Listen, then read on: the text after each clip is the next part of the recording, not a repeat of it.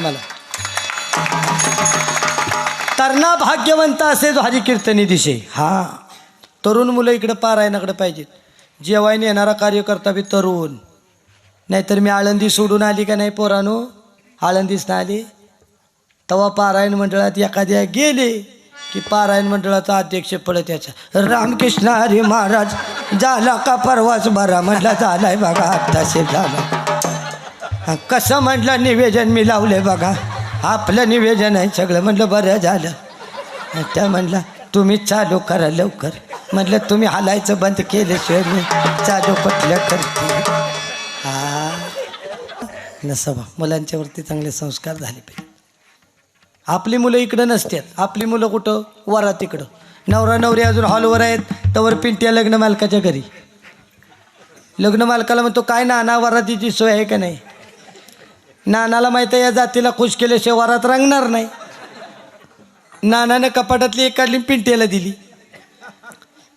पिंट्यानं कच्चीच मारली. मी म्हटलं पिंट्या पाणी वत, पिंट्या पाणी वतून पे. पिंट्या मला म्हणतो कसा महाराज सरकारनं भिंतीवर काय लिहिले पाण्याचा एक एक थेंब अनमोल आहे, पाणी वाचवा जीवन वाचवा. अरे बेवडे अवलादी. हां सरकारनं पाणी वाचवाय सांगितलंय का कच्ची पचवाय सांगितले. हां बेवडे अवलादी तेवढा नियम वाचला सरकारचा. पिंट्याने एक मारली आणि वरात चालू झाली. आला बाबूराव आता आला बाबूराव, आला बाबूराव आता आला बाबूराव, आला बाबूराव आता आला बाबूराव, आला बाबूराव आता आला बाबूराव. चालू गेली आता कुणाचं नाव, चालू झाली आता कुणाचं नाव. आला बाबूराव आता आला बाबूराव, आला बाबूराव आता आला बाबूराव, आला बाबूराव आता आला बाबूराव. 9 वाजता वरात चालू झाली आणि बाबूराव चौकात आला. तेव्हापासून पिंट्या उड्याच मारित थांबनच.